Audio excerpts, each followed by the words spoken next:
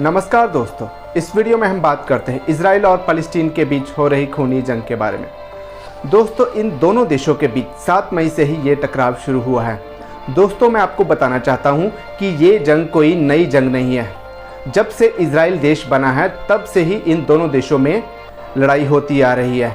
इस लड़ाई में अब तक 200 से ज़्यादा लोग मारे जा चुके हैं और 600 से ज़्यादा लोग घायल हो चुके हैं।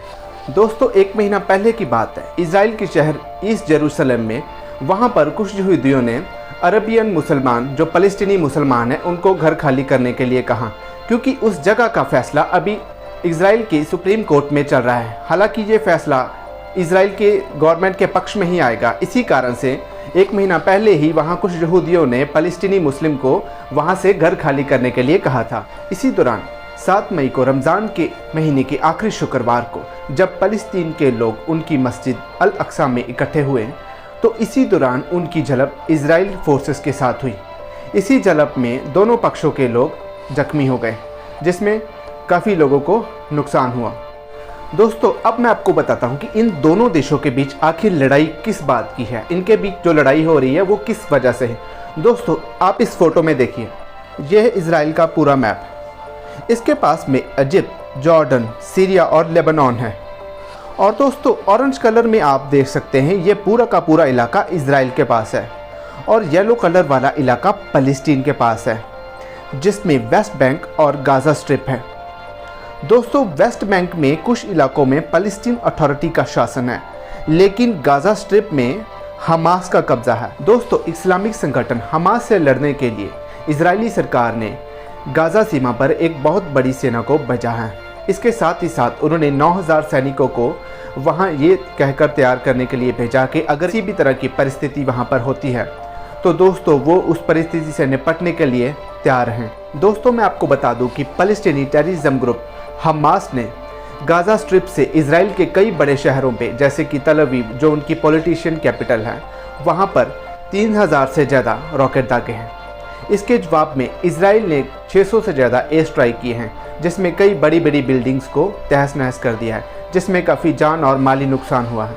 दोस्तों, अब मैं आपको बताना चाहता हूं कि इजराइल के पास ऐसी कौन सी शक्ति है जिसके कारण दूसरे देशों से आने वाले रॉकेट हवा में ही नष्ट हो जाते हैं। दोस्तों, इजराइल के पास एक आयरन डोम एंटी डिफेंस मिसाइल है जो दूसरे देशों से आने वाली दुश्मन देशों की मिसाइल को हवा में ही नष्ट कर देता है। हमास के द्वारा दागे गए 3000 रॉकेट में से कुछ रॉकेट ही इजराइल के शहरों में लगे और बाकी सबको इजराइल ने नष्ट कर दिया। दोस्तों, इजराइल की एक ताकत की वजह इसकी टेक्नोलॉजी को भी माना जाता है। दोस्तों, इस फोटो में आप देख सकते हैं कि जब भी दोनों देश आपस में टकराए हैं तभी जान माल का बहुत नुकसान हुआ है। कई मासूमों की जान गई है, कई घर से बेघर हुए हैं। दोस्तों, 2008 से लेकर 2020 तक दोनों देशों के लोग कितने पैमाने पर मारे गए हैं, कितने जख्मी हुए हैं, आप इस फोटो में देख सकते हैं। लगभग 5590 फ़लस्तीनी और 251 इजरायली अब तक 2008 से लेकर 2020 तक मारे गए हैं। दोस्तों, अब हम बात करते हैं इजराइल की राजधानी यरूशलेम के बारे में, जो इस मैप में भी आप देख सकते हैं। दोस्तों, यरूशलेम दुनिया का सबसे विवादित शहर है। यहाँ पर आप देख सकते हैं इस मैप में, यहाँ तीनों धर्म के लोग रहते हैं, क्रिश्चियन, मुस्लिम और ज्यूज़।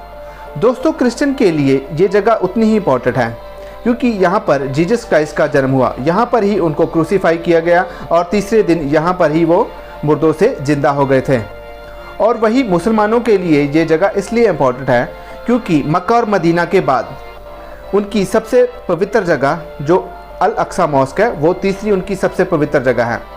और यहूदियों के अब्राहम, इसहाक, याकूब का संबंध भी यही यरूशलेम से है, इसलिए तीनों धर्मों के लोगों के लिए ये जगह सबसे पवित्र जगह मानी जाती है। दोस्तों, अब हम बात करते हैं आखिर इजराइल और फ़लस्तीन के बीच ये लड़ाई क्यों होती आ रही है।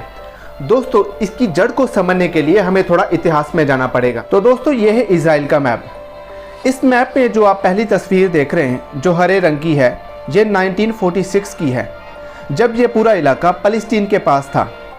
यहूदियों के फ़लस्तीन में बसने से पहले 1940 के दौरान जर्मनी में जब हिटलर यहूदियों का नरसंहार कर रहा था, तभी यहूदी जर्मनी से भागकर जहाज़ों में भरकर फ़लस्तीन में आ गए थे और पूरी दुनिया से मदद की गुहार कर रहे थे। तस्वीर को आप देखिए, जिसमें लिखा है कि जर्मनी हमारे परिवारों को कुचल रहा है, आप हमारी उम्मीदों को मुंह ना फेडें।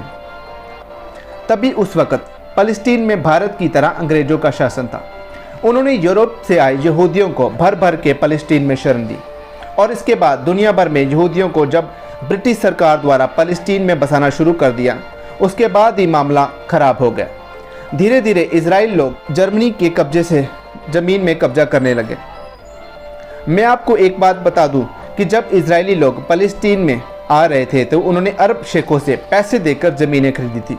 इसके बाद ब्रिटिश सरकार ने मिलकर यूएनओ से बात करके इजराइल और फ़लस्तीन के दो देशों में डिवाइड कर दिया, जिसमें 55% हिस्सा इजराइल के पास आया और 45% हिस्सा फ़लस्तीन के हिस्से में आया।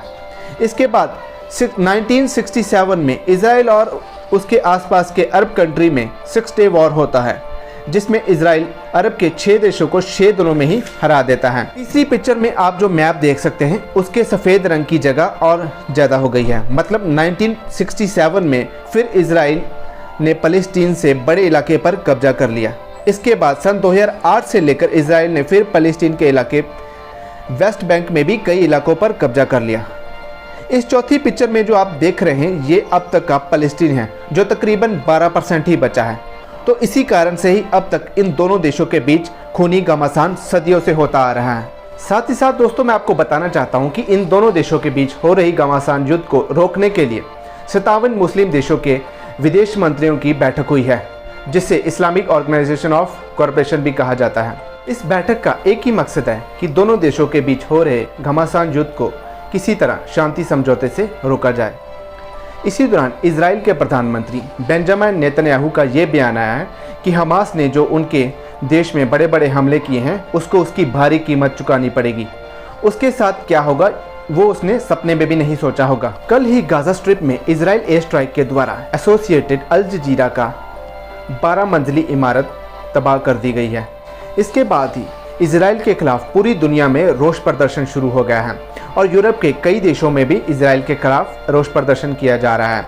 दोस्तों मैं आपको बता दूं कि जॉर्डन और लेबनान के कुछ लोग इजराइल बॉर्डर के पास आकर रोष प्रदर्शन कर रहे हैं। दोस्तों इजराइल के खिलाफ भारत के कश्मीर में भी रोष प्रदर्शन कल देखने को मिला है। कल ही वहां की पुलिस ने 21 लोगों को गिरफ्तार किया है। तो दोस्तों इन दोनों देशों के बीच जो हो रही घमासान युद्ध है ये जल्द से जल्द ख़त्म होनी चाहिए और दोनों देशों में शांति समझौता होना चाहिए, ताकि जो बेगुनाह लोग दोनों तरफ से मारे जा रहे हैं वो ना मरे। तो दोस्तों ये थी इजराइल और फ़लस्तीन के बीच कॉन्फ्लिक्ट की वीडियो। इन दोनों देशों में लड़ाई क्यों हो रही है, क्या कारण है। तो दोस्तों आई होप ये वीडियो आपको पसंद आया होगा। तो दोस्तों अगर वीडियो पसंद आया तो इसे ज़्यादा से ज़्यादा शेयर करें और पहली बार हमारे चैनल पर आए तो हमारे चैनल को सब्सक्राइब करें। तो दोस्तों बहुत जल्दी मिलते हैं अगली वीडियो में।